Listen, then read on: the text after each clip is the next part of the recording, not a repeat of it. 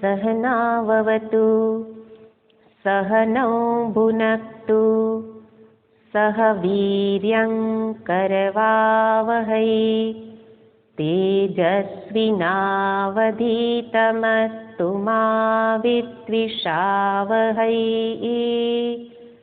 ॐ शान्ति शान्ति शान्तिः।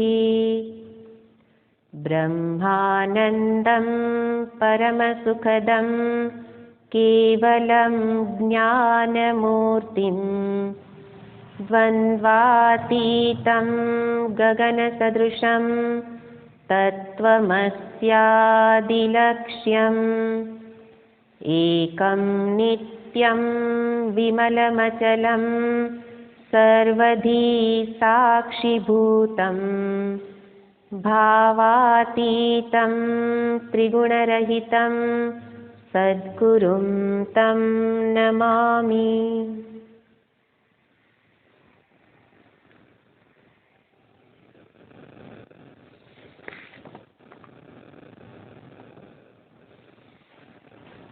ઉપદેશ સારમનો 21મો શ્લોક 21 થી 23 સુધી આપણે 3 શ્લોક બોલશું.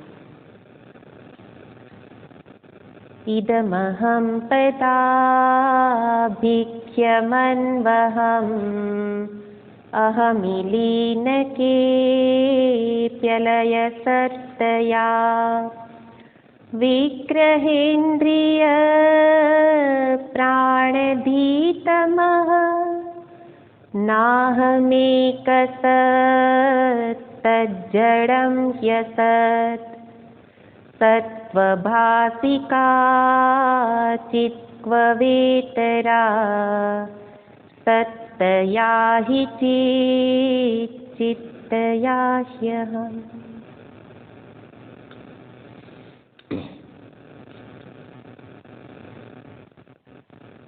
સ્તોત્રના પ્રારંભથી ભગવાન શ્રી રમણ મહર્ષિજી એક ક્રમિક રીતે અધ્યાત્મ સાધનાને દર્શાવે છે અને એ સાધનાનો પ્રારંભ કર્મયોગથી કરવામાં આવ્યો.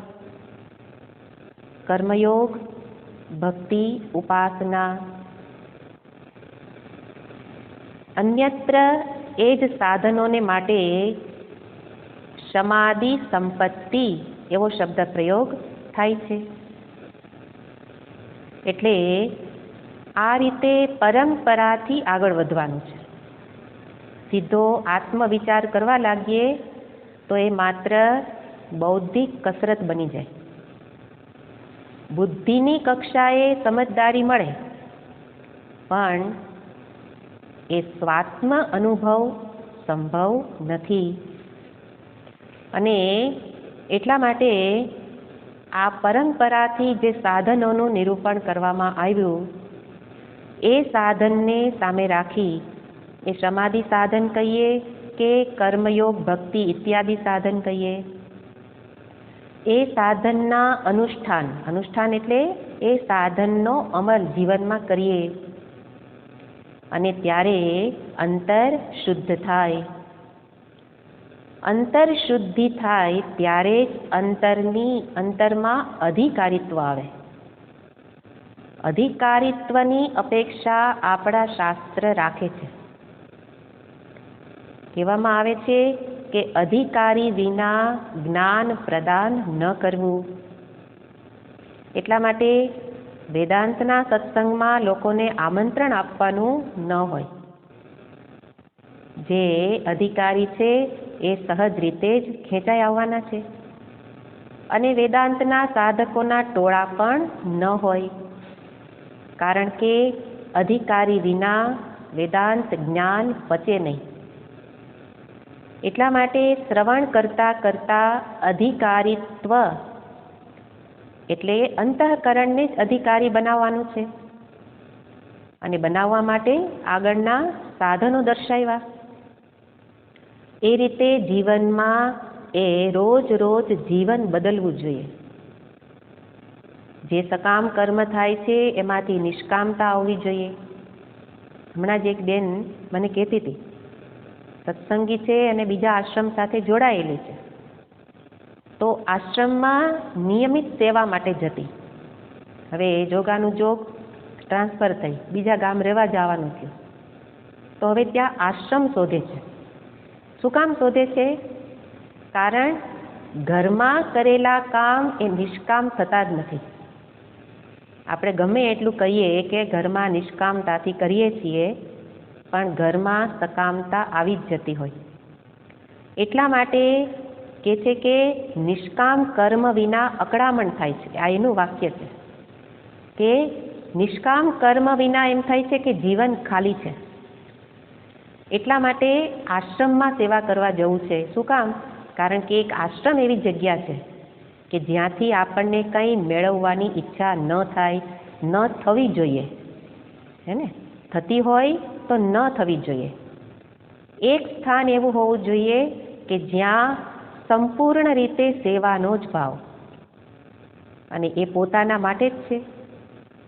તો એ નિષ્કામ સેવા જ વ્યક્તિના અંતરને અધિકારી બનાવે, અને અધિકારી જ જ્યારે શાસ્ત્રનું શ્રવણ કરે અને શ્રવણ પછી મનન એ જ કરી શકે. સાચું શ્રવણ આ યોગ્ય અંતઃકરણવાળો ઉત્તમ અધિકારી જ કરી શકે. અને એવા અધિકારીને સામે રાખીને અહીંયા મહર્ષિજી વિચાર માર્ગ દર્શાવે છે. વિચાર માર્ગ એટલે વિચાર કેવી રીતે કરવો, વિચાર કરવાનો પ્રારંભ માનસમ તો કિમ એ શ્લોકથી કરવામાં આવ્યો. એટલે કે વિચારના પ્રારંભમાં જ પોતાને જ પ્રશ્ન કરવાનો છે કે મન શું છે. કારણ કે વિચાર કોનાથી કરવાનો છે? મનથી. અને એટલે મન શું છે? માનસમ તુ કિમ. અને એ મન શું છે એ પ્રશ્ન કરી અને મન વિશે જ મહર્ષિજીએ ઘણી વિસ્તારથી વાતો કરી, સુંદર ઉપદેશ પ્રદાન કર્યો. એ જ મન, કારણ કે આ આગળની લિંક વિના હવે તો વધુને વધુ સૂક્ષ્મ વાતો આવે છે, અને એટલે હવે તો એનો ઉપસંહાર કરવા જઈ રહેલા, વિચાર માર્ગનો ઉપસંહાર થઈ રહેલો છે આ શ્લોકની અંદર. એટલા માટે આગળની લિંક જોવી જરૂરી છે કે વિચાર ક્યાંથી પ્રારંભ કરેલો હતો. મન શું છે એ પ્રશ્નના અનુસંધાનમાં મહર્ષિજીએ દર્શાવેલું હતું કે મન એ વૃત્તિઓનો પ્રવાહ છે. વૃત્તયઃ મનઃ.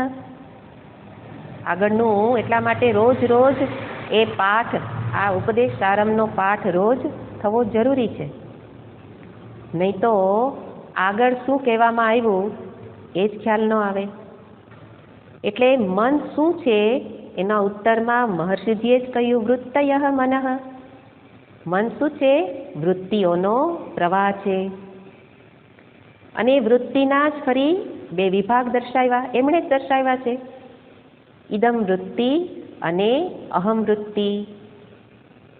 એટલે મનમાં જે વિચારો આવે છે એ આ બે પ્રકારના જ હોય છે, કાં તો આને લગતા અને કાં તો હુંને લગતા. અને એ હુંને લગતા વિચારની અંદર એને માટે અહીં શબ્દ પ્રયોગ કર્યો અહમ વૃત્તિ, અને બીજી ઇદમ વૃત્તિ. અને બંને વચ્ચેનો સંબંધ દર્શાવ્યો, આશ્રય આશ્રિત સંબંધ. ઇદમ વૃત્તિ અહમ વૃત્તિને આશ્રિત છે. આશ્રિત છે એનો અર્થ શું? તો કે હું હોઉં તો જ મને આના વિચારો આવે. એટલે હું કોણ થઈ જાઉં? ઇદમનો આશ્રય. એટલે ઇદમ વૃત્તિ એને તો ગૌણ કરવામાં આવી, મુખ્ય અહમ વૃત્તિ છે. મારા વિશેના વિચાર, અહમને લગતા વિચાર.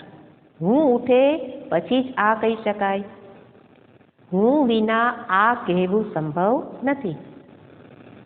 તો આગળ વિચાર કરાવ્યો કે તો અહમ વૃત્તિ શું છે? ઇદમ વૃત્તિ એટલે જગત અંતર્ગત જે કોઈ વિચાર આવે એ બધા જ ઇદમ વૃત્તિ છે. તો તો અહમ વૃત્તિ મુખ્ય વૃત્તિ છે અને એ હું અહમ વૃત્તિ, એ અહમ વૃત્તિ શું છે? તો એ પણ અંતિમ નથી. અહમ વૃત્તિ એટલે જેમાં હું વિશેનો વિચાર પહેલા જન્મે. વૃત્તિ એટલે એ પ્રત્યય જેને કહેવામાં આવે છે. તો એ તો સતત બદલે છે. વૃત્તિ તો પ્રવાહિત છે, ધારાવાહિક છે. આપણે જ આપણા મનને જોવાનું કે એક પછી બીજો, બીજા પછી ત્રીજો, એ રીતે વિચારોનો પ્રવાહ ચાલતો જ રહે છે. તો એ રીતે અહમ વૃત્તિ એ પણ અંતિમ નથી. એ અહમ વૃત્તિનો અનુભવ પણ નિરંતર થતો નથી. આખી એક આ સારાંશને પેલા મનમાં સ્પષ્ટ કરવો પડે, નહીં તો પછી સત ને ચિત્ત ને ફરી પાછું કંઈક કલ્પનામાં ચડી જવાય. અને એટલે પહેલા જ કહ્યું હતું કે આ પોતાના વિશેની જ વાત છે, આ કોઈ કલ્પનાની વાતો નથી. એટલે સાથે પોતાના મનને જોવાનું છે. તો મનની અંદર આ બંને પ્રકારની વૃત્તિ ઉઠે, એમાંથી અહમ વૃત્તિ મુખ્ય છે, પણ એ પણ નિરંતર રહેતી નથી. આપણે જોયું હતું કે સુષુપ્તિ અને સમાધિ તો જે લગાવે એની વાત છે, પણ બધાનો એક અનુભવ છે સુષુપ્તિ, ગાઢ નિદ્રા. તો ગાઢ નિદ્રા જ્યારે હોય ત્યારે હું વિશેનું ભાન રહેતું નથી. એટલે અહમ પ્રત્યય પણ ત્યારે શાંત થઈ જાય. તો અહમ વૃત્તિ નથી છતાં પણ હું તો છું, મારો નાશ થઈ જતો નથી. એટલા માટે અહમ વૃત્તિ કરતાં પણ કંઈક વિશેષ હોવું જોઈએ, અને એ જ છે પોતાનું શુદ્ધ સ્વરૂપ, અહમ ચૈતન્ય સ્વરૂપ. તો અહમ વૃત્તિ પણ ચૈતન્યને આશ્રિત જ છે. આગળનો ક્રમ સાથે સાથે યાદ રાખવાનો. ઇદમ વૃત્તિ અહમ વૃત્તિને આશ્રિત, અને અહમ વૃત્તિ એ ચૈતન્યને આશ્રિત તો ન કહેવાય, પણ એમાં આરોપિત છે. શાસ્ત્રની ભાષામાં આ બંને શબ્દનો ભેદ બરાબર સમજવો પડે. આશ્રય આશ્રિત, કે એક વસ્તુની ઉપર બીજી, જેમ કે આ મેજ છે, આ પેલું ટેબલ છે, એની ઉપર પુસ્તક, એવી રીતે અહમ વૃત્તિ ને નીચે ચૈતન્ય, એવું નથી. એટલા માટે એને શબ્દ પ્રયોગ કરાય અધિષ્ઠાન અને અધ્યારોપ. અહમ વૃત્તિ એટલે જે હું એ પ્રકારનો જે ભાવ જન્મે છે, એ પણ સ્વતંત્ર રીતે ઉત્પન્ન થતો નથી. કોના કારણે થાય છે? મારા જ ચૈતન્ય સ્વરૂપને કારણે. પણ જ્યારે કોઈ એ પ્રત્યય કે વૃત્તિ ઉઠે ત્યારે એના કારણે ચૈતન્યની અંદર કાંઈ પરિવર્તન થતું નથી. મનમાં પરિવર્તન થાય છે. મનમાં મન શાંત હોય તો અશાંત બને, અશાંત હોય તો શાંત બને. મનમાં પરિવર્તન છે, પણ ચૈતન્યમાં નહીં. શું કામ? કારણ કે ચૈતન્ય અસંગ સ્વરૂપ છે. એનો કોઈની સાથે સંગ થતો નથી. કેમ સંગ થતો નથી? કોઈ સાથે જોડાતું નથી. આપણે હોઈએ તો બીજી વ્યક્તિ સાથે વાતો કરતા કરતા એની સાથે જોડાઈ જઈએ, કોકની વાતોમાં આવી જઈએ અને પછી એની સાથે સાથે જોડાઈ જતા હોઈએ. તો આપણું મન ક્યાંક ને ક્યાંક લાગી જાય, ચોંટી જાય. પણ એ જ મનમાં રહેલું ચેતન બીજે નથી, મનમાં જ છે. પણ એ ચેતનને મનની વૃત્તિઓ સ્પર્શતી નથી, અસંગ છે. કેમ અસંગ છે? દરેક વાક્યનું કારણ ફરી શાસ્ત્ર જ બતાવે, નિયમ બતાવે, સિદ્ધાંત બતાવે. કારણ કે ચૈતન્ય સ્વરૂપ નિરાકાર નિરવયવ છે. જે વસ્તુ સાવયવ હોય, સાકાર હોય, એનો કોઈની સાથે સંગ થાય, કોઈની સાથે જોડાય. કોણ જોડાય? તે સાવયવ, જેને અવયવ છે. જે સાકાર છે, કોઈકનો આકાર છે, એ કોઈક સાથે જોડાઈ જાય. પણ નિયમ શું છે? નિરવયવ નિરાકાર વસ્તુનો કોઈની સાથે સંગ થતો નથી. આ કંઈ સમજાયું નહીં. તો દ્રષ્ટાંત આપે છે, એટલે ન સમજાય તો આપણે સામે દ્રષ્ટાંતને રાખવાનું. જેવી રીતે આકાશ કેવું છે? આ નિયમ પ્રમાણે નિરવયવ નિરાકાર, હે ને? આકાશને કોઈ આકાર નથી. આપણે ભલે કહીએ કે માથે ઊંધો પેલું ઊંધો વાટકો હોય ને, શાસ્ત્રમાં કહેવામાં આવે ઊંધો વાટકો હોય એના જેવો, એવો આકાર નથી. આકાશ કાંઈ ઉપર જ નથી. આકાશ તો સર્વત્ર છે, મારી અંદર પણ છે. ખાલી જગ્યા પંચભૂતમાંથી એક આકાશ છે. તો આકાશ નિરવયવ નિરાકાર છે. એ નિરવયવ નિરાકાર એવા આકાશનો પણ કોઈની પણ સાથે સંગ થતો નથી. વિચાર કરો કે સાંજ પડે ગાયો, ધણના ધણ, આપણને તો અહીંયા ગાયોનું દ્રષ્ટાંત સૂજે, કારણ કે બધા ધણ જ દેખાતા હોય. તો ધણ જતું હોય અને ગાયો દોડતી હોય, એના કારણે ધૂળ ઉઠતી હોય. તો ધૂળથી દૂષિત એવું વાતાવરણ, એ વાતાવરણ દૂષિત કહેવાય, પણ આકાશ મલિન થતું નથી.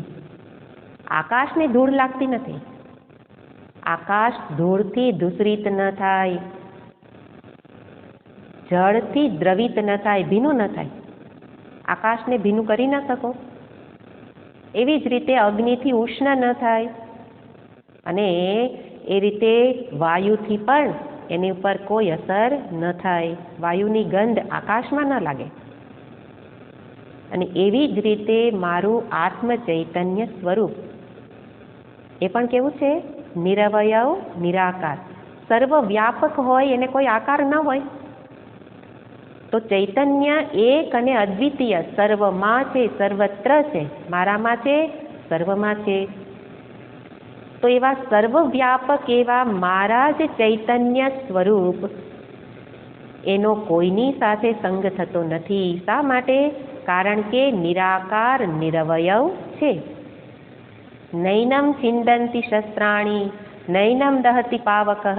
હમણાં જ કહ્યું ને કે બે સાધકો, એમનું અવસાન થયું હોય તો ત્યારે અવસાન વખતે પછી આપણને બધા જ્ઞાની થઈ જાય. અને પછી શું શ્લોક વગાડતા હોય? નૈનમ છિંદંતિ શસ્ત્રાણી નૈનમ દહતિ પાવક. ખબર ન હોય અર્થ શું છે, પણ મોટેથી ગીતાજીના શ્લોકો વાગવા માંડે. કેટલી વાર વાગે? 5 મિનિટ. પછી તો એ જ પેલી વ્યક્તિ જેનું અવસાન થયું છે એ ઘરમાં જ હોય, રાખેલ હોય, છતાંય આપણે તો વાતું કરતા હોઈએ. તો આપણી આ બધા ઢોંગ છે. એક વાક્યમાં, એક શબ્દમાં ઢોંગ છે. તો વાસ્તવમાં જાણતા નથી નૈનમ છિંદંતીનો અર્થ શું છે. તો નિરાકાર નિરવયવ હોય, એને કોઈ છેદન ન કરી શકે. આત્મ ચૈતન્ય સ્વરૂપનું છેદન કોઈ ન કરી શકે, એને અગ્નિ બાળી ન શકે. તો એ રીતે અહીંયા જે દર્શાવવામાં આવ્યું, આગળની ચર્ચાની જ લિંક. ઇદમ વૃત્તિ અહમ વૃત્તિ, અહમ વૃત્તિ ફરી ચૈતન્યને એમાં અધ્યારોપિત છે. એટલે અધિષ્ઠાન ચેતન છે, એનો અર્થ ચેતન છે તો વૃત્તિ ઉઠે છે, ચેતન નથી તો વૃત્તિ ઉઠી શકે નહીં. પણ ચેતન નથી એવું કદી પણ ન હોય. એનો અર્થ ચેતનને કારણે વૃત્તિઓ ઉઠે છે મારી અંદર. એટલે મનની કઈ વૃત્તિ ઉઠે છે એને જોવાને બદલે કોના કારણે ઉઠે છે એ જોવું. જ્યારે મન વિક્ષિપ્ત થાય, અશાંત થાય, તો આપણે મન સાથે લડાઈ કરવા માંડીએ કે મને આવા વિચાર આવે છે, આ વિચાર ન આવવા જોઈએ, મારું મન અશાંત છે. અને જેટલી એની સામે બાયો ચડાવો એટલું એ વધારે પ્રબળતાથી સામે આવે. એને બદલે વૃત્તિ કઈ ઉઠે છે એ જોવાને બદલે શું વિચાર કરું? કોના કારણે ઉઠે છે? ચેતન છે તો વૃત્તિ ઉઠે છે. ચેતન વિના મનમાં વૃત્તિ ઉઠી શકે નહીં. તો એ રીતે અહમ વૃત્તિ પણ અંતિમ નથી, જેને આપણે હું કહીએ છીએ, હું આવો હું તેવો, તો એ બધા ધર્મોનો અધ્યારોપ કરેલો છે.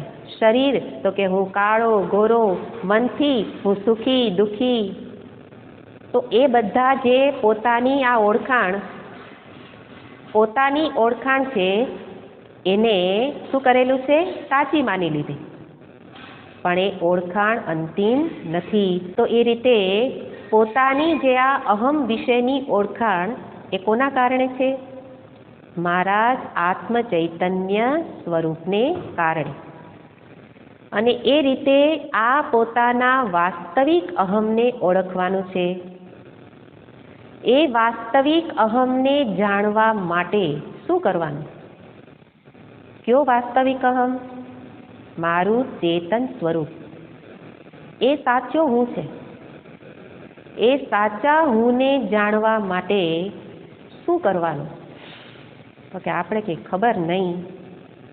મહર્ષિજી કહે છે અહમ નાશ ભાજી. આગળ આવી ગયું છે શ્લોકની અંદર.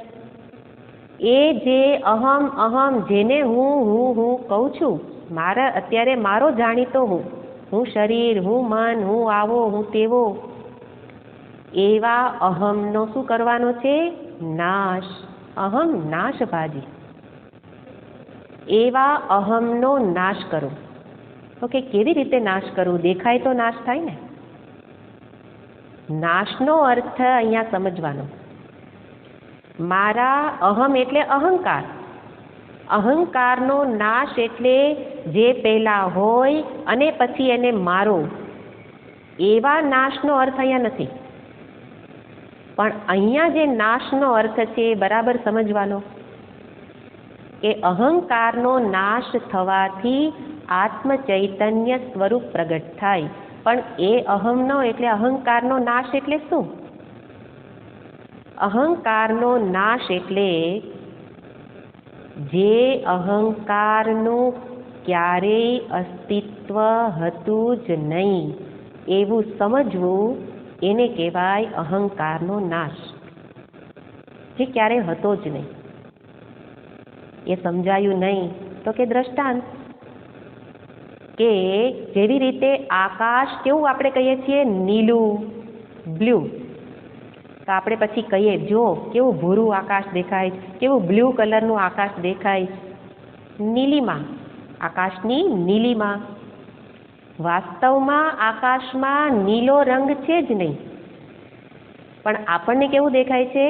આકાશમાં નીલો રંગ છે. તો હવે મારે નીલા રંગનો નાશ કરવો છે. કેવી રીતે કરવાનો? નીલા રંગને પાણીથી ધોઈ નાખું? પાણીથી ધોવાથી પણ આકાશનો નીલો રંગ તો નહીં જાય. કેમ નહીં જાય? કારણ કે નીલો રંગ હતો જ નહીં. વસ્ત્રમાંથી નીલો રંગ કદાચ તમે કંઈક નાખો ને ધોવાઈ જાય તો દૂર થઈ જાય, કારણ કે એમાં હતો. પણ આકાશમાં નીલો રંગ હતો નહીં, પણ દેખાતો તો ખરો. તો એનો અર્થ નીલિમાને દૂર કરવા માટે, નીલિમાનો નાશ કરવા માટે, નાશનો અર્થ શું? સમજવાનું કે આકાશમાં નીલો રંગ છે જ નહીં. આ સમજવું, એને જ શું કહેવાય? નીલા રંગનો નાશ. એવી જ રીતે અહમનો નાશ, અહંકારનો નાશ કરો. શા માટે? કારણ કે અહંકાર જ મને મારા ચેતન સ્વરૂપથી દૂર રાખે છે. અને આ સંસાર ઊભો કરી દીધો, મને દુઃખી કરી દીધો. કોને દુઃખી? જે નિત્ય આનંદ સ્વરૂપ છે એને દુઃખી કરી દીધો. કોણે? અહંકાર. મારે હવે આ અહંકાર ન જોઈએ, નાશ કરો. કેમ કરું? તો કે સમજી લ્યો કે અહંકારનું સ્વતંત્ર અસ્તિત્વ છે જ નહીં. નીલીમાં દેખાય છે, જરૂર દેખાય છે એની ના નહીં, પણ એ સાચી નથી એમ સમજવાનું. એવી જ રીતે જે આ હું આખો દિવસ હુંના ફૂફાડા મારીએ છીએ, એ વાસ્તવમાં અહમ એ જુદો નથી. એનું કોઈ સ્વતંત્ર અસ્તિત્વ નથી, એવું સમજવું. બીજું દ્રષ્ટાંત છે કે રજ્જુમાં સર્પ દેખાય છે જરૂર, પણ વિચાર કરતા શું સમજવાનું છે? રજ્જુમાં કોઈ કાળે સર્પ નહોતો, દેખાય છે ત્યારે પણ નથી. એવી જ રીતે જ્યારે હું અહંકાર હું બોલવાનું તો છે જ, વ્યવહાર તો થશે, પણ જ્ઞાની પુરુષનો વ્યવહાર આવો હોય કે શરીરને જ હું કે, મનને જ હું કે, બધા સાથે હું શબ્દ પ્રયોગ કરે, પણ મનમાં એનો નાશ થયેલો છે. નાશ થયેલો છે એનો અર્થ શું? મનમાં સમજે છે કે આ જે હું છે એનું સાચું અસ્તિત્વ નથી. એનો અર્થ એ સત્ય નથી.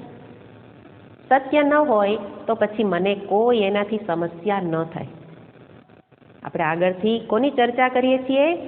મારે સમસ્યાથી મુક્ત થવું છે. તો સમસ્યાથી મુક્તિનો ઉપાય બતાવે છે વિચાર માર્ગ. આ રીતે વિચાર કરું કે આ અહંકારનો નાશ એટલે સમસ્યાનો નાશ. જેના કારણે સમસ્યા હતી એનો જ નાશ. કેવી રીતે નાશ? એ સત્ય નથી. તો કેવું છે? અસત છે? નહીં, મિથ્યા છે. કેવું છે? મિથ્યા. મિથ્યાનો અર્થ આપણે પહેલા ઘણી વાર જોયો કે અનુભવ સિદ્ધ છે, વ્યવહાર યોગ્ય છે, પણ સત્ય નથી, સાચું નથી. સર્પ દેખાય છે, સર્પથી સર્પ ભાષિત જરૂર થાય છે, પણ ત્યાં વાસ્તવમાં સત્ય શું છે? દોરડી. એવી જ રીતે અહંકાર વ્યવહાર જરૂર કરે છે, કારણ કે શુદ્ધ ચૈતન્ય તો અવ્યવહાર્ય છે, એમાં વ્યવહાર સંભવ નથી. એટલે વ્યવહાર માટે અહંકાર એ ઊભો થાય જ. પણ ત્યારે પણ હું વિચાર કરું કે આ અહમ એ સાચો નથી, એ સ્વતંત્ર નથી. એને જ કહેવાય અહમ નાશ. અહમ નાશ ભાજી.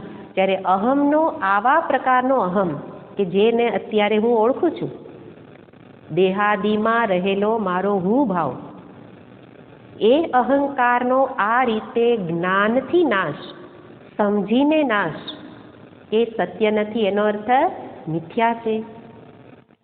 અને ત્યારે મારો વાસ્તવિક અહમ પ્રગટ થશે. પ્રગટ એટલે છે જ, હું ચેતન સ્વરૂપ જ છું, પણ એ તરફ દ્રષ્ટિ જશે. પેલી સર્પ ઉપરથી દ્રષ્ટિ જાય તો રજ્જુ ઉપર દ્રષ્ટિ જાય ને. એ તો સર્પ જ સાચો લાગતો હોય તો રજ્જુ છે એવો વિચાર પણ ન આવે. એટલા માટે પહેલા આ સર્પ નથી એવો પહેલા નિશ્ચય થવો જોઈએ. એવી જ રીતે અહંકાર સત્ય નથી એવો પહેલા નિશ્ચય થાય તો પછી વાસ્તવિક કોણ છે, કોણ હું કોણ, એ ત્યારે સમજી શકાય. તો હવે વાસ્તવિક હું કોણ ક્યારે આ સમજી શકાશે? જ્યારે અહંકારનો નાશ થશે. કેવી રીતે નાશ? વિચારની કક્ષાએ સતત આ મને સ્મરણ રહે કે આગળ પણ મેં કહ્યું હતું કે જે બધું દેખાય છે એ બધું સાચું નથી. શાસ્ત્ર મારી પાસે વારંવાર એટલું જ કરાવવા માંગે છે, સત્યત્વના નિશ્ચયને હટાવો. એક વખત સાચું નથી એ ગળે ઉતરી જાય, બોલવાથી નહીં, પણ અંતરમાં સમજદારી મળી જાય તો પછી સાચું ન હોય ત્યાં પછી શું વાંધો? જે હોય જેવું હોય બરાબર છે. આકાશ નીલું દેખાય તોય શું વાંધો? રજ્જુમાં સર્પ દેખાય તોય શું વાંધો? એવી જ રીતે અહંકાર ઉઠે, એનું કામ કરે, પણ એ મને સમસ્યા કરી શકે નહીં. તો એવા મારા વાસ્તવિક અહમને અહીંયા બતાવે છે કે તો જે બાકી બચે એ અહમ એ કયો અહમ? તો એને કહે છે એ જ સત સ્વરૂપ છે કે જે આ વિગ્રહ ઇન્દ્રિય જે આગળના શ્લોકમાં જોયું. તો આજે જે આગળના બે શ્લોક 22 અને 23, તો મહર્ષિજી પાસે કોઈ બંગાળી મહિલા આવેલી હશે અને બંગાળી મહિલાની પાસે મહર્ષિજી આ વાત કરતા એમણે બતાવ્યું કે આ બંને શ્લોક એક જોડ જેવી છે, બંને જોડીમાં છે. જોડી છે એનો અર્થ એક શ્લોક જે બતાવે છે એના કરતાં બીજો શ્લોક એનાથી જ આગળની વાત બતાવે છે. 22મા શ્લોકમાં હું કોણ છું? તો કે હું સત સ્વરૂપ છું એનો નિશ્ચય કરાવ્યો. એનો અર્થ આ દેહાદિ ન અહમ, એવું નથી. હું કોણ છું? અહમ સત. ત્યાં શું કહ્યું? એક સત. અહમ, હું સત સ્વરૂપ છું. સત એટલે હું છું, અસ્તિત્વ. પણ એ જ સત કોણ છે એની જ ઓળખાણ આ શ્લોકમાં કરાવે છે કે જે સત છે એ જ ચિત્ત છે, અને ચિત્ત છે એ જ કોણ છે? અહમ છે. તો એ રીતે બંને શ્લોકને સાથે જોવાના છે. તો સત એ જ ચિત્ત છે. જો હું છું એટલું તો સમજાય છે, હું છું, હું સત છું. પણ હું છું એનો પ્રકાશક કોણ? હું છું એવું કહેનાર કોણ? એવું ભાષિત કોણ કરે છે? પ્રકાશિત કોણ કરે છે? તો કે એ જ ચિત્ત, સ્વયં ચૈતન્ય સ્વરૂપ. આ જ વસ્તુને એક શ્લોકની અંદર ખૂબ સરસ બતાવ્યું છે શંકરાચાર્યજી મહારાજે. કિમ જ્યોતિ તવ ભાનુમાન હનિમે. કે આખા શ્લોકની અંદર ક્રમિક રીતે આ પ્રકાશ આપનારા પદાર્થોનું નિરૂપણ છે. અહીંયા કહ્યું ને કે હું સત છું, એને પ્રકાશિત કરનાર કોણ છે? એને બતાવનાર કોણ છે? હું છું એવું બતાવનાર કોણ? પ્રકાશિત કોણ કરે છે? તો કે છે ચિત્ત સ્વરૂપ. પણ ત્યાં એક એક પ્રકાશિત પદાર્થોને બતાવ્યા. કિમ જ્યોતિ તવ ભાનુમાન અહનિમે. તો કે દિવસે સૂર્ય સર્વને પ્રકાશિત કરે છે. એ શ્લોક ખૂબ સુંદર છે. દિવસે સૂર્ય પ્રકાશિત કરે છે, તો આપણે સૂર્યને જ અંતિમ માની લઈએ કે સૂર્ય બધાને પ્રકાશિત કરે છે. એટલે આપણે સવારે સૂર્યને અર્ઘ્ય આપીએ તો કે સૂર્ય તો દિવસે જ પ્રકાશિત કરે છે. એ કાંઈ નિત્ય હંમેશા બધાને પ્રકાશિત કરતો નથી. ક્યારે નથી કરતો? રાત્રિએ તો સૂર્ય નથી. તો પણ બધાને પ્રકાશિત કોણ કરે છે? તો કે ચંદ્ર. રાત્રે ચંદ્ર બધાને પ્રકાશિત કરે છે. રાત્રો પ્રદીપાદિકમ. રાત્રે દીવો, પ્રદીપ, દીવો ઇત્યાદિ એ બધાને ઉજાડે છે. પણ જ્યારે એ રાત્રિમાં જ્યારે હું જાગું છું ત્યારે તો બરાબર, પણ હું સૂઈ જાઉં ત્યારે ચક્ષુસ્તસ્ય નિમીલનાદિ સમયે કિમ ધીર્ધિયો દર્શને. જ્યારે મારી આંખો બંધ છે અને હું સૂઈ જાઉં ત્યારે પણ હું તો છું જ. આ હું છું એવું એને ઉજાડનાર કોણ છે? તો કે જ્યોતિસ્તદસ્મિ પ્રભો. હે પ્રભો, એ તો જ્યોતિ અસ્મિ. એ જ હું, મારું જ્યોતિ સ્વરૂપ છે, ચૈતન્ય સ્વરૂપ છે. એ કોઈ પ્રકાશનું, જ્યારે બધા જ પ્રકાશનો અભાવ હોય ત્યારે પણ એ તો બધાને ઉજાડે છે. તો સુષુપ્તિની અંદર એક જ પ્રકાશ સ્વરૂપ છે, જે ચૈતન્ય સ્વરૂપ. ત્યારે સુષુપ્તિમાં સૂર્ય પણ ન ચાલે, ચંદ્ર પણ નહીં, દીવો પણ નહીં. મારી આંખ એ પણ જગતને પ્રકાશિત કરે, એ પણ ત્યારે બંધ છે. એનો અર્થ પ્રકાશિત કરનારા સર્વ પદાર્થો જ્યારે નથી રહેતા, લીન થઈ ગયેલા છે, ત્યારે પણ કોઈક એવું બચે છે જે બધાને ઉજાડે છે. એના જ માટે આ રીતે ત્યાં જે દર્શાવ્યું એને આ રીતે જોઈ શકાય કે જેવી રીતે આ ઘડો, આ ઘડાને, આ ઘડો તો જડ છે, આ ઘડો છે એવું કહેનાર કોણ છે? મારી ચક્ષુરેન્દ્રિય. મારી આંખ ખુલ્લી છે અને ઘડાને જુએ છે ત્યારે કહી શકાય આ ઘડો છે. તો આ ઘડો છે એવું જ્યારે કહ્યું એને જ કહેવાય ઘડાને પ્રકાશિત કર્યો. ઘડાને પ્રકાશિત કરવો એનો અર્થ ઘડો દેખાયો. કોના કારણે દેખાયો? મારી આંખને કારણે. પણ એકલી ચક્ષુ? તો કે નહીં, ચક્ષુની પાછળ મન રહેલું હોય તો જ્યારે આ ઘડાને ઉજાડનાર ચક્ષુ છે પણ મારી આંખ બરાબર જુએ છે કે નહીં? મારી આંખમાં મારી આંખ તેજસ્વી છે, મારી આંખે સરખું દેખાતું નથી, આવું પણ કોઈક કહે છે. કોઈકને જુએ તો જ કહેવાય ને કે આંખમાં દેખાય કે નહીં. એવું કોણ કહે છે? એની પાછળ રહેલું મન. તો ચક્ષુને ઉજાડનાર કોણ છે? મન. ચક્ષુમાં દેખાય છે, નથી દેખાતું, એવા પ્રકારના જે કંઈ ભાવ એ મન ઉજાડે છે. તો ચક્ષુનો પ્રકાશક કોણ છે? મન. પણ મનની અંદર પણ વૃત્તિઓ ઘણી બધી ઉઠે છે. આજે મને જરાય ગમતું નથી, આજે મને બહુ ગમે છે. તો જે સુખદ દુઃખદ વૃત્તિઓ ઉઠી, હતાશા, નિરાશા, ઉત્સાહ, તો એ જે બતાવે ત્યારે જ ખબર પડે. મન સ્વયં તો જાણી ન શકે. એ મનની વૃત્તિને ઉજાડનાર કોણ છે? બુદ્ધિ. બુદ્ધિ એ મનને જાણે છે. આજે આવું મન છે, તો મનનો પ્રકાશક કોણ થઈ ગયું? બુદ્ધિ.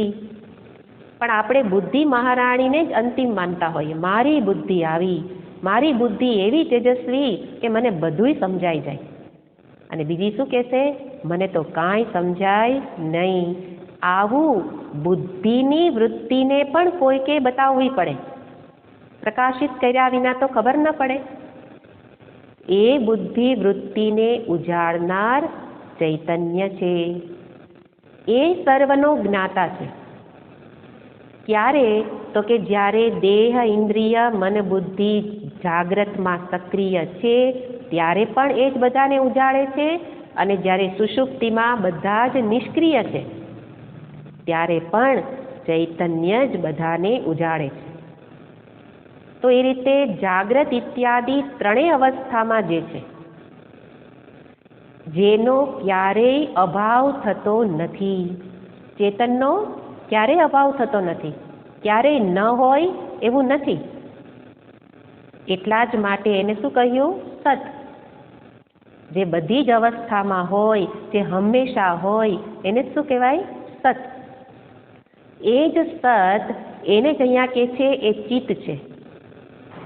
એનો અર્થ સતને કોઈ ઉજાડતું નથી. જેમ બુદ્ધિને ચૈતન્યએ ઉજાડ્યું, બુદ્ધિને બુદ્ધિવૃત્તિને પ્રગટ કોણે કરી? ચેતને. પણ આત્મ ચૈતન્ય ઉજાડનાર બીજું કોઈ નથી. એટલા જ માટે ચિત્તનો અર્થ છે સ્વયં પ્રકાશ સ્વરૂપ. બીજા બધા પરપ્રકાશ છે. પેલા સૂર્ય, ચંદ્ર ઇત્યાદિ બધા પરપ્રકાશ છે. મારી ચક્ષુ, મન, બુદ્ધિ ઇત્યાદિ બધા પરપ્રકાશિત છે. કોને આધારિત છે? ચેતનને. પણ ચેતન સ્વયં પ્રકાશ છે. એનો અર્થ ચેતનને અન્ય કોઈ દ્વારા જાણી શકાય નહીં. એટલા માટે હવે જ્યારે કોઈ એવું કહે કે હું તો ધ્યાનસ્થ હતી, મેં ધ્યાન કર્યું, આજે મેં ચેતનનું દર્શન કર્યું. ચેતનનું દર્શન થાય? અત્યારે જે આપણે વિચાર કર્યો એ તો સ્વયં પ્રકાશ છે. ચેતનનું દર્શન કરે એ તો ચેતનનો દ્રષ્ટા બની જાય, હે ને? મેં દર્શન કર્યું. કોનું દર્શન કર્યું? ચેતનનું. એક સરસ જ્યોતિ પ્રગટ થઈ અને એ ચૈતન્ય આત્માનું દર્શન કર્યું. આત્માનું દર્શન થાય? અધૂરું જ્ઞાન છે. આત્માનું દર્શન થાય તો વિચાર કરો કે એ દ્રશ્ય બની જાય અને હું એનો જોનારો કોણ? દ્રષ્ટા. તો દ્રશ્ય હોય તો કેવું હોય? ગયા વખતે જોયું હતું, જડ. તરત નિયમ લગાડવાનો. દ્રશ્ય હોય એ તો જડ હોય. અને પાછો હું કહું છું આત્માનું દર્શન. આત્મા તો ચેતન છે. એટલા માટે ચેતનનું દર્શન ન થાય, પણ પોતાના જ સ્વરૂપે એની અનુભૂતિ થાય કે હું ચેતન છું. મારાથી ભિન્ન રૂપે ચેતનનું દર્શન સંભવ જ નથી. અને જો દર્શન થાય તો એ જડ બની જાય. અને એટલા માટે એ હંમેશ માટે જ્ઞાતા જ છે. ક્યારેય પણ જ્ઞેય બની શકે નહીં, ક્યારેય પણ જાણવાનો વિષય બની શકે નહીં.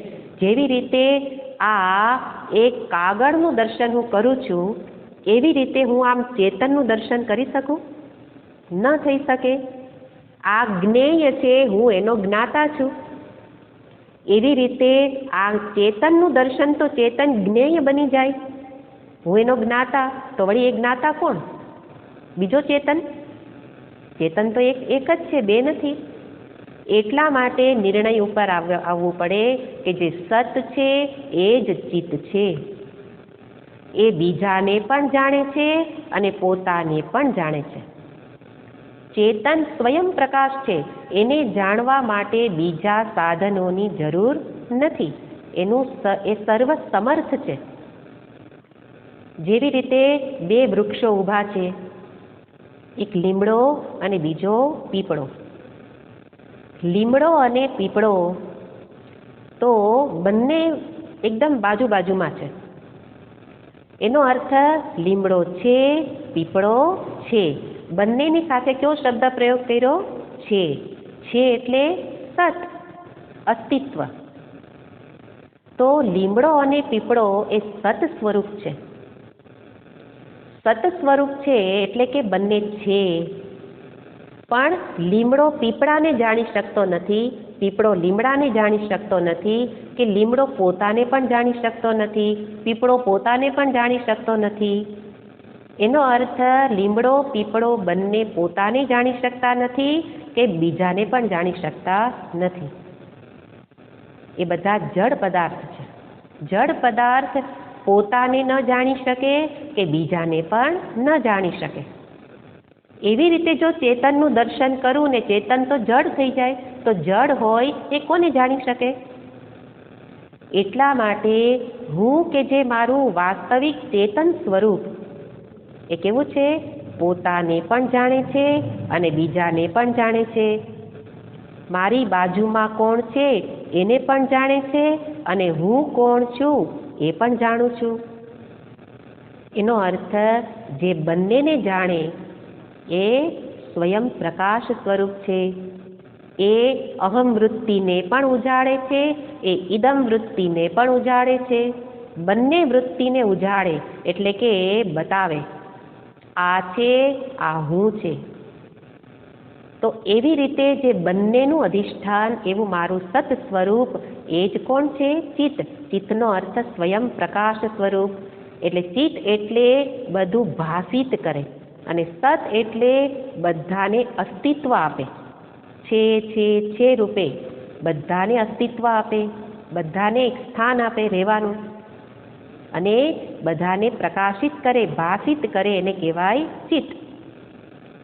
તો એનો અર્થ આ બે વસ્તુ અત્યારે નિશ્ચય થશે કે સત એ જ ચિત્ત છે, ચિત્ત એ જ સત છે.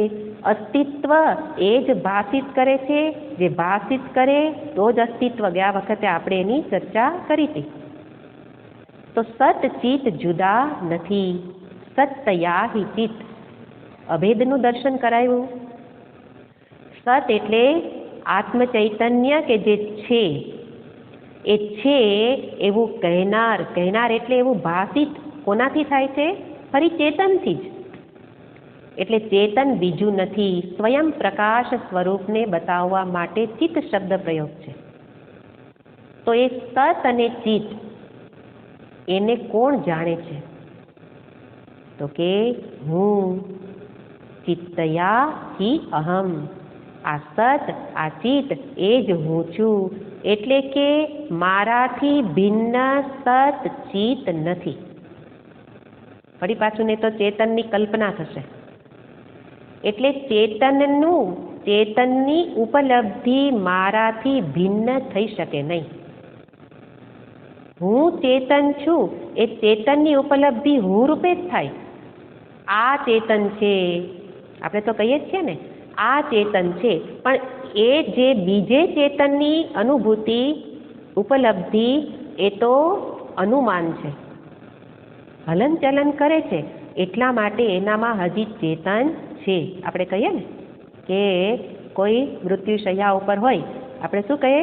હજી હલન ચલન થોડું ઘણું થાય છે, એટલે એનામાં ચેતન હશે. પણ બીજામાં ચેતનની અનુભૂતિ ન થઈ શકે, માત્ર અનુમાન થઈ શકે કે હશે. કારણ કે ચેષ્ટા જોવી પડે.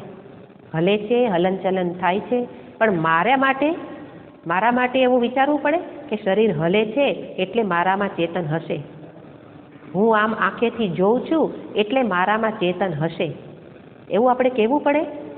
સામેની વ્યક્તિ માટે આપણે અનુમાન કરવું પડે, પણ સ્વયં પોતાને માટે ચેતન મારામાં છે એવી અનુભૂતિ માટે કોઈ સાધનની જરૂર નથી. હલનચલન ઇત્યાદિ ચેષ્ટાની પણ જરૂર નથી. એટલા જ માટે ચેતન એ હંમેશા હુંની સાથે જ જોડાયેલ છે. બહાર ક્યાંય ચેતનને શોધવાનું નથી. હું એ જ ચેતન, ચેતન એ જ હું, ચિત્તયા હિ અહમ, ચિત્ત એ જ અહમ. ચિત્ત એટલે ચૈતન્ય, એટલે હું જડ નથી. હું કોણ છું? ચેતન. એ જ ચેતન, એ જ મારો સાચો હું છે. બીજા બધા હું કેવા છે? મિથ્યા.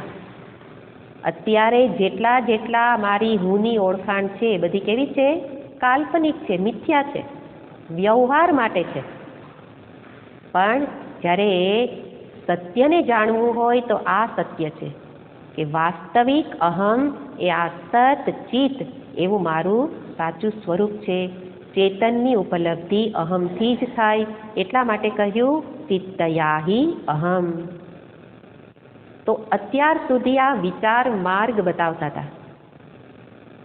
મહાપુરુષો કે જેમને પણ આ પોતાના સ્વરૂપે જ આ અનુભવ કરવાનો છે. આ કઈ વાતો નથી, ટાઢાપોરના ગપ્પા નથી.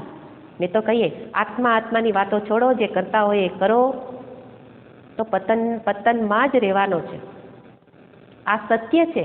સત્યને જાણ્યા વિના એ જે ઈચ્છે છે એની પ્રાપ્તિ થશે જ નહીં. તો એટલા માટે આ સત્યને જાણવા માટે આ જ વિચાર અનિવાર્ય છે. અને એ આ જે 7 શ્લોકોની અંદર વિચાર કરાયો. મહાપુરુષો કહે છે કે આ મહર્ષિજીએ આ 7 શ્લોકમાં જાણે કે અમૃત મૂકી દીધેલું છે. કારણ કે પરમ સત્યને જાણવા માટે આ 7 શ્લોક એનું ગહન ચિંતન જો કરવામાં આવે તો પછી સત્યને પામી શકાય. બીજું સત્ય જ નથી. આપણે હજી આત્મતત્વને જાણીને ફરી પાછું બીજું સાચું શોધવા જાય, બીજે જાય, ત્રીજે જાય, ભટકા જ કરીએ. કારણ સત્ય શું છે એ નિશ્ચય નથી થતો. પણ આ 7 શ્લોકોમાં જે વિચાર કરાવેલો છે, ક્રમિક વિચાર, એ મહર્ષિજીએ ખૂબ અનુગ્રહ કરેલો છે બધા સાધકો ઉપર. અને એ વિચાર કરતા કરતા ક્યાં સુધી પહોંચવાનું છે, અંતે શું નિશ્ચય કરવાનો છે એ અહીંયા દર્શાવી દીધું. એટલે જ્ઞાન માર્ગ જે આગળ યોગ બતાવતા હતા, કર્મયોગ, ભક્તિ યોગ, આ જ્ઞાન યોગ દર્શાવ્યો. તો આ 7 શ્લોકોની અંદર જ્ઞાન યોગ દર્શાવ્યો. અને જ્ઞાન શું છે? વિચાર, એ જ વિચારપૂર્વક આગળ વધવાનું. જ્ઞાન એટલે સમજદારી, ડાપણ, સત્યની શોધ. આ સત્યની શોધ કરાવી અને આ 7 શ્લોકોમાં ખૂબ સુંદર રીતે વિચાર કરાવી અંતે વિચાર દ્વારા નિશ્ચય કરાવે છે. આપણે ઘણાય નિશ્ચયો કરેલા છે. હું આવો, હું તેવી, આ ફલાણા, ઢીકણા, અને બધા ઉપર સિક્કા ઘણા બધા મારેલા છે. ઘણી બધી માન્યતાઓ આપણા મનમાં ભરેલી છે. પણ હવે આ વિચારથી બીજા બધા જ નિશ્ચયોને શું કરવા પડશે? દૂર કરવા પડશે.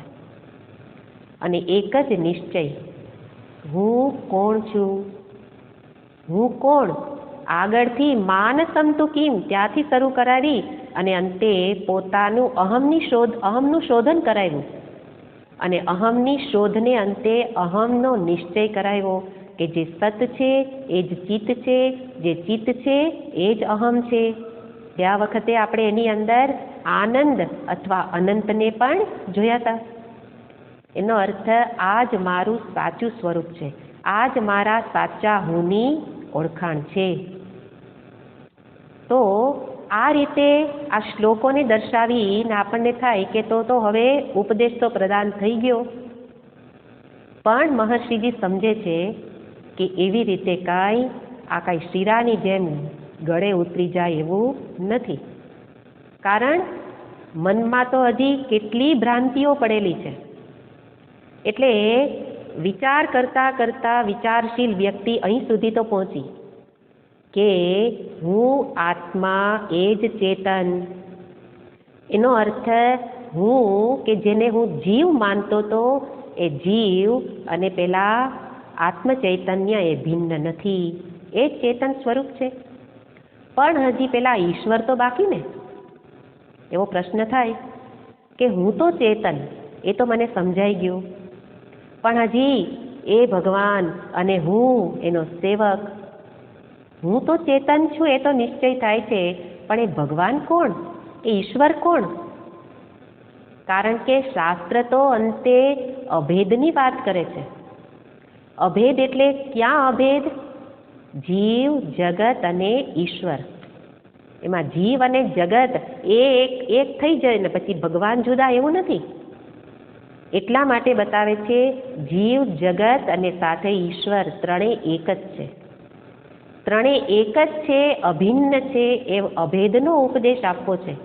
પણ સાથે સાથે શાસ્ત્ર માત્ર અભેદની વાતો નથી કરતા. અભેદ સુધી પહોંચવા માટે ભેદનો પણ સ્વીકાર કરે છે. જે હું જાણું છું, જેને હું સાચો માનું છું, એ ભેદનો પણ સ્વીકાર કરે છે. એ ભેદનો સ્વીકાર કરી અને અંતે ફરી સમજાવે કે જ્યાં ભેદ છે ત્યાં જ અભેદ છે. એટલા માટે જે હવે પછી શ્લોક બતાવો છે એની એક વખત આગળ ચર્ચા થઈ ગયેલી છે. આગળ કહ્યું હતું કે ઈશ્વરમાં અભેદ ભાવના કરો. 8મો શ્લોક હતો ઉપદેશ સારમની અંદર. 8મો શ્લોક હતો ભેદ ભાવનાત સોહમિત્ય સૌ ભાવનાભિદા પાવનીમતા. અભિદા ભાવના એવું ત્યાં શબ્દ પ્રયોગ હતો કે ઈશ્વર માટે કેવો ભાવ કર? અભેદ ભાવ કર. ત્યાં ભાવના કરવાની વાત હતી, એટલે કે જ્ઞાન નથી, પણ ખાલી ભાવના કર કે બધા ભગવાન જુદા નથી અને હું ભગવાનથી જુદો નથી, એવું વારંવાર ભાવના કર. પણ ભાવના તો ક્યાં સુધી ટકે? જ્યાં સુધી કરો ત્યાં સુધી ટકે. મનમાં સતત સ્મરણ ચાલતું રહે કે ભગવાન જુદા નથી, જુદા નથી, ત્યાં સુધી લાગે. ફરી પાછો હું જીવ અને ઈશ્વર, ફરી પાછો ભગવાનનો ભય, અને ભગવાન દંડો હાથમાં લઈને ઊભા હશે, ઘણા બધા ભય ઊભા રહે. એટલે ત્યાં ભાવનાની વાત હતી અને મહર્ષિજીને લાગેલું છે કે એ વાત એ અધૂરી છે. ભાવના એ જુદી વસ્તુ છે અને જ્ઞાન એ જુદી વસ્તુ છે. એટલા માટે હવે ઈશ્વરના વાસ્તવિક સ્વરૂપને બતાવવું છે કે કઈ રીતે જીવ કરતા ઈશ્વર જુદો નથી. પહેલા અત્યાર સુધી વિચાર દ્વારા શું બતાવ્યું? હું જીવ એ આત્મ ચૈતન્યથી ભિન્ન નથી, હું જ આત્મ સ્વરૂપ છું. તો મારા જીવત્વને અહીંયા દૂર કર્યું કે હું જીવ નથી, પણ હજી પેલો ઈશ્વર બાકી બચે છે. એટલા માટે હવે જીવ અને ઈશ્વરની વાત માટે પેલી ભાવનાને બદલે બતાવે છે કે ક્યાં સુધી ભેદ અને ક્યાંથી અભેદ. જીવ અને ઈશ્વર વચ્ચે ક્યાં સુધી ભેદ રહેશે અને ક્યાંથી પછી અભેદ, તો એ વસ્તુને બતાવતા આગળનો શ્લોક બતાવે છે 24મો શ્લોક.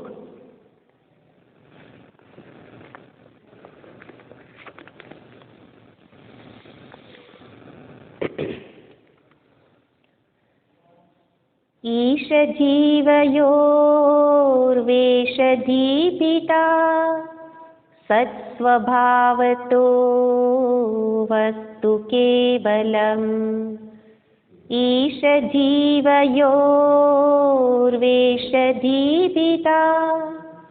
સત્સ્વભાવતો વસ્તુ કેવલમ. ઈશ જીવયોઃ વેશધીભિદા. ઈશ અને જીવ, ઈશ્વર અને જીવ, એ બંને વચ્ચે ભેદ જરૂર છે, પણ શેનો ભેદ છે? વેશનો ભેદ છે, ઉપાધિનો ભેદ છે. સત સ્વભાવતઃ વસ્તુ કેવલમ, પણ સત સ્વરૂપથી જ્યારે વિચાર કરવામાં આવે ત્યારે વસ્તુ કેવલમ, બંને એક જ વસ્તુ છે, એક જ તત્વ છે. એટલે પહેલી લાઈનમાં ક્યાં સુધી ભેદ અને બીજી લાઈનમાં શું દર્શાવ્યું? અભેદ શેમાં છે? નહીં તો શું થઈ જાય? હું જ ઈશ્વર એવો ભાવ થઈ જાય તો પછી હું ઈશ્વર એટલે ભગવાન ભગવાન નથી એવું તરત જ જ્ઞાની પુરુષ તરત કહેવા લાગે. ભગવાનની શું પૂજા કરવી હતી, ભગવાનને શું દર્શન કરવા હતા? અધૂરા જ્ઞાની એ અત્યારે આવું કરતા જોવા મળે છે. મૂર્તિ મૂકો બાજુમાં, ખાલી આત્મચિંતન કરો. આત્મચિંતન કરાવે ને પછી પોતાની મૂર્તિ મુકાવે. ભગવાનની મૂર્તિ હટાવી દીધી અને પોતાની મૂર્તિ મુકાવાની. તો મૂર્તિ એટલે કોઈની નહીં, કોઈના આધાર વિના, આલંબન વિના જીવ ક્યારે પણ વિચાર કરી જ ન શકે. એટલે કે છે ભેદનો સ્વીકાર જરૂરી છે. ક્યાં કેટલી કક્ષામાં ભેદ છે અને કેટલી વસ્તુમાં અભેદ છે. તો બંનેનો ભેદ કરીને એકદમ સ્પષ્ટ બતાવી દે છે મહર્ષિજી. અને એટલે પેલો જ શબ્દ છે ઈશ. ઈશ એટલે તો આપણે તરત કહીશું રામ કૃષ્ણ, પણ ઈશ શબ્દનો અર્થ ખૂબ સુંદર છે. એટલી સુંદર ચર્ચા આ શ્લોકમાં કરી છે કે ભગવાન વિશેની સ્પષ્ટ સમજ મળી જશે. અને ભગવાન કેવા છે એને જાણવું હોય, જાણીને જ એનો સાક્ષાત્કાર થઈ જાય એટલો સુંદર શ્લોક આ છે. પણ એ વસ્તુને આપણે પછી જોઈશું.